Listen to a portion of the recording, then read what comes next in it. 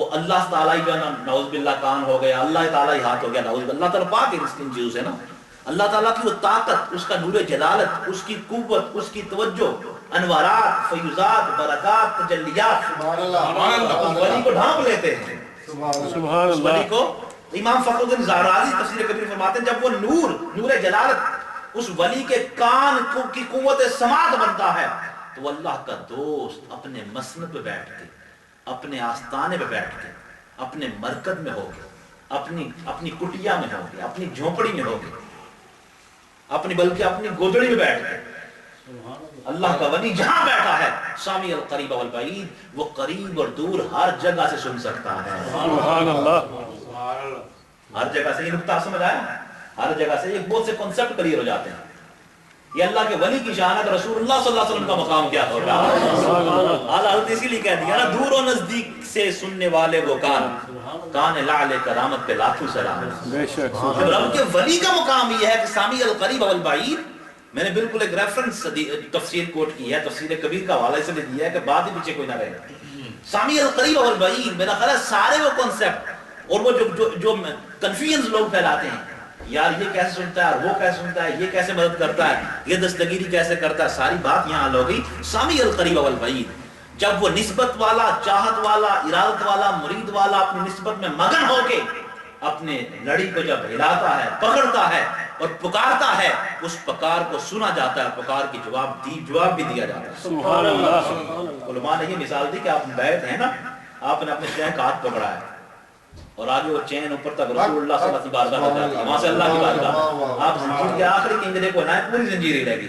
سبحان اللہ، سبحان اللہ، ماشاءاللہ. جو مرید نسبت والا جب ذکر کرتا ہے، متوجہ ہوتا ہے، مشکلات پھنسا ہوتا ہے، جب بھی متوجہ ہوتا ہے تو پوری چین کے ارواح اس کی طرف توجہ کرتی ہے اور اسے فیض ملتا ہے. یہ حقیقت کی بات ہے. اس کو مانے نہ مانے یہ الگ ایک بحث ہے. یہ حقیقت ہے. جب وہ پکارتا ہے، جب وہ کہتا ہے یا غوث، جب وہ کہتا ہے یا مرشد، اور جب پھر رسول اللہ کو صلی اللہ علیہ وسلم پکارتا ہے تو ساری ارواح توجہ کرتی ہے.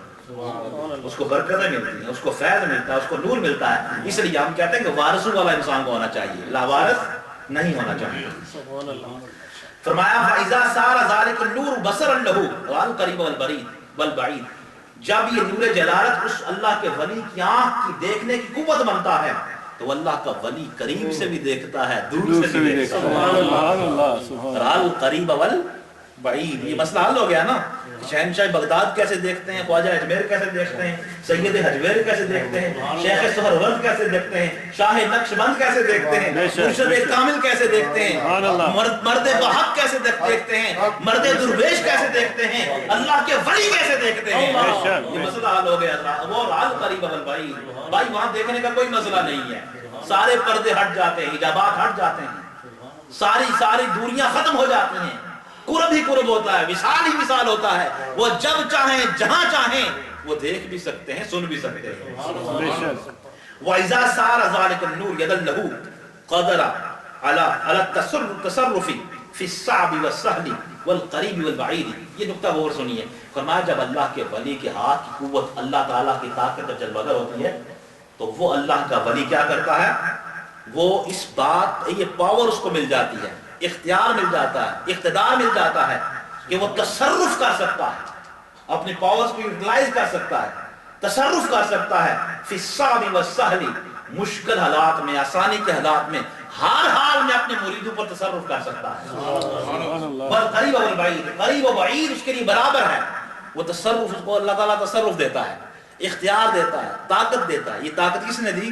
اللہ نے دی نا. بے شک، بے شک. پریشانی والی بات ہی نہیں ہے. جب اللہ دے رہا ہے، جب اللہ ولیوں کو دے رہا ہے، اللہ نبیوں کو دے رہا ہے، اللہ اپنے محبوب کو دے رہا ہے تو گھبرانے کی کوئی ضرورت نہیں ہے نا. اللہ خزانے، خالق خزانوں کا اللہ ہے. اللہ تعالیٰ نے آگے خزانے بانٹنے کے لیے رسول کریم کو عطا فرما دیے، اپنے ولیوں کو عطا فرما دیے. ہمیں پریشان ہونے کی کوئی ضرورت نہیں ہے نا. بے شک. حضور فرمایا انما انا قاسم واللہ یؤتی. بے شک بانٹنے والا ہوں، اللہ دینے والا، اللہ. سبحان اللہ، سبحان اور اللہ. اللہ نے خزانے حضور کو عطا فرمائے. حضور نے نقشبندیوں کو، چشتیوں کو، قادریوں کو، سہروردیوں کو، نسبت والوں کو بانٹ دیا خزانے. سبحان اللہ، سبحان اللہ. وہ چراغ روشن ہو گیا، ہر طرف روشنی عام کر رہے ہیں. فتنے نہیں پھیلاتے، محبت کا درس دیتے ہیں، پیار کا درس دیتے ہیں. دل توڑتے نہیں، دلوں کو جوڑتے ہیں، بے شک، اللہ بے اور شک۔ اس کے رسول کی بارگاہ میں لاتے ہیں۔ سبحان ہر اللہ۔ قسم کی بدماشی، غنڈہ گردی، ٹیررزم، ایکسٹریمزم، ان تمام چیزوں کو تصوف کا ماحول ریجیکٹ کرتا ہے۔ بے شک، بے یہ امن شک، پسند لوگ ریجیکٹ کرتے ہیں، یہ محبت کی بات کرتے ہیں، محبت کے چراغ روشن کر رہے بے ہیں، شک۔ اللہ کی مخلوق کے دلوں کو روشن کر رہے ہیں۔ بے شک، بے شک۔ یہ وہ تصور ہے جو تصوف نے ہمیں عطا فرمایا۔ یہ عظمت اولیاء کا عنوان تھا نسبت پہ۔ صرف میں نے کہا تھا مثنوی شریف سے کچھ باتیں کروں گا میں، بالکل تاکہ میری بات پوری ہو جائے، میں سارا وہ نہیں بیان کر سکوں گا، وقت نہیں ہے۔ نسبت پہ اولیاء براہ راست ہم چلتے ہیں علامہ رومی کی بارگاہ میں، جنہیں ڈاکٹر اقبال اپنا مرشد کہتے ہیں، مرشد رومی کہتے ہیں۔ تو آپ فرماتے ہیں کہ اولیاء را ہست قدرت از الہ، تیر جستا باز گردانت زرا۔ فارسی میں اس لیے پڑھتا ہوں تاکہ برکتیں حاصل ہوں۔ بے شک، سبحان اللہ کے اللہ۔ ولی نے لکھا ہے نا، تاکہ دلوں میں نشتر کی طرح دلوں کا، ہمارے دلوں کو چیر کے یہ کلام اندر چلا جائے۔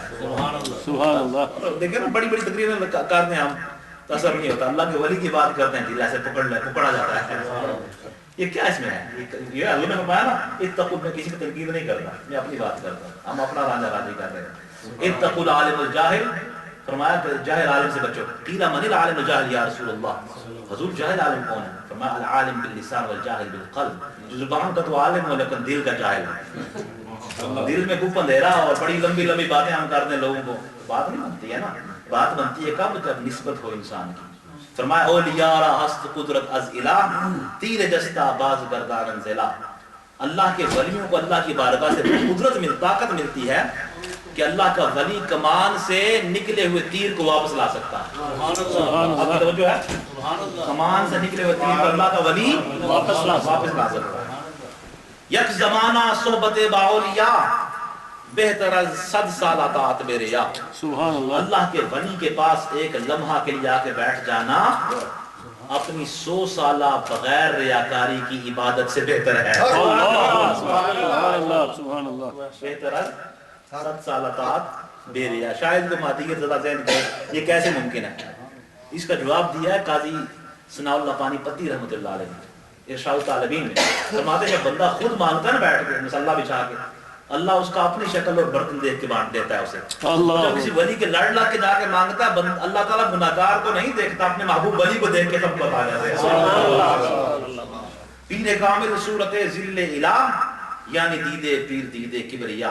شیخ وسیلہ ہے اللہ اور اس کے رسول کی بارگاہ میں لے جانے کا۔ فرمایا شیخ کامل کا دیدار وہ صورت ذل الہ ہے، وہ تجلیات کا ذل ہے، سایہ ہے۔ یعنی دیدے پیر دیدے کبریا، شیخ کا دیدار اللہ کا دیدار ہے، وہ نسبت کے اندر مربوط ہے، کیونکہ وہ تجلیات کا مرکز و محبت ہے، تجلیات کا ورود ہے۔ یہ دیدار کی پوری ایک بحث ہے، گھنٹوں اس پہ بات ہو سکتی ہے۔ ہر کے خواہد ہم نشینی با خدا، اون نشینت در حضور اولیاء۔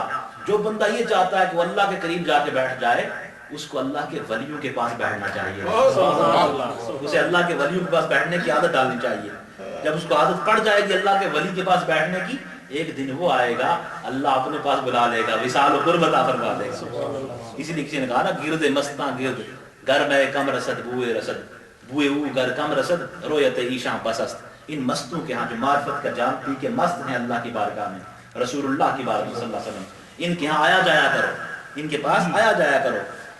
کہا اگر گر بو کم رسد، اگر وہاں آپ جاؤ گے، اگر تمہیں وہ میں طہور جو معرفت کا اگر جام نہ ملا، معرفت کا اگر جام نہ ملا تو کوئی بات نہیں، آپ پھر بھی آتے جاتے رہا کرو۔ ایک دن ایسا آئے گا تمہیں دو چار وہ لذت مل جائے گی، لذت آشنا کر دیں گے۔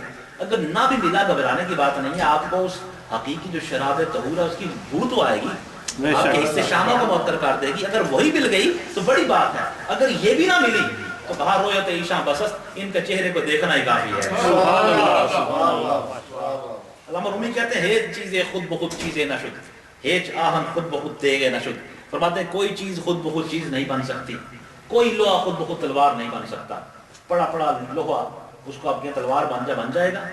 اس کو پٹھی میں گزرنا پڑتا ہے، اپنی عقل ختم کرنی پڑتی ہے، اپنا تکبر ختم کرنا پڑتا ہے، انا ختم کرنی پڑتی ہے، فنا ہونا پڑتا ہے، اپنی نفی کرنی پڑتی ہے، جلنا پڑتا ہے، سڑنا پڑتا ہے، مرنا پڑتا ہے، ٹیسٹ ہونا پڑتا ہے، پھر جا کے کاریگر کے ہاتھوں سے گزرتا ہے، تب جا کے تلوار بنتا ہے۔ ایک چیزیں خود بخود چیزیں نہ شد، ہیچ آہن خود بخود تیغے نہ شد۔ کہا کوئی چیز خود بخود چیز نہیں بن سکتی، کوئی لوہا خود بخود تلوار نہیں بن سکتا، مولوی ہرگز نشد مولائے روم، تا غلام شمس تبریز نشد۔ مولائے روم اس وقت تک عارف کامل نہیں بن سکتا جب تک کہ شاہ شمس تبریز رحمۃ اللہ علیہ کا غلام نہ بن سکتا۔